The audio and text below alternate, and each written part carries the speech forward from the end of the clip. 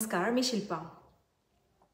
सध्या महाराष्ट्रामध्ये मराठी भाषेवरून जो काही वाद सुरू आहे किंवा जे काही वादळ उठलंय, हे पाहून खूप वाईट वाटतं। विशेषतः जेव्हा मी परदेशात जाऊनही मराठी माणूस शोधण्याचा प्रयत्न करतो, कुठेतरी कुणीतरी भेटलं की अत्यानंद होतो आणि कधी एकदाच मराठीमध्ये घडाघड बोलतोय असं होतं। त्यासाठी जीव कासावीस झालेला असतो आणि आता त्यावर उपाय म्हणून आम्ही जेव्हा मराठी शाळा चालवतो परदेशामध्ये आणि आमच्या मुलांना मराठी लिहिता वाचता बोलता यावं यासाठी आटोकाट प्रयत्न करतो। वाईट ह्यासाठी वाटतं की मान्य आहे, महाराष्ट्र अनेकांची कर्मभूमी आहे। खूप सारे लोक आले, खूप साऱ्या जणांना घर, अन्न, वस्त्र, निवारा, उद्योगधंद्यांमध्ये भरभराटी असं खूप काही महाराष्ट्राने दिलं त्यांना।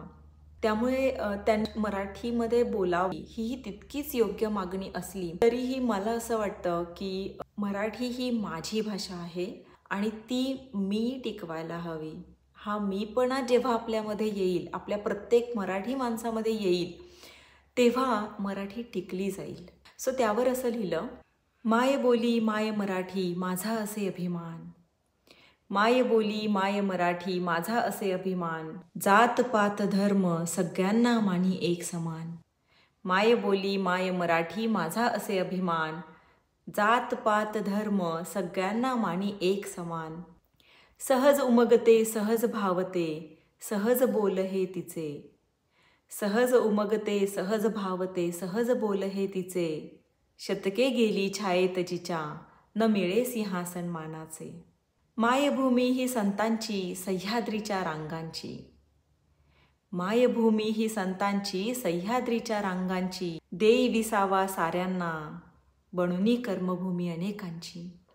पिढी जात बाणा माझा आज मी जपणार आहे, पिढी जात बाणा माझा आज मी जपणार आहे, अभिमानाने मी मराठी मराठीतच बोलणार आहे।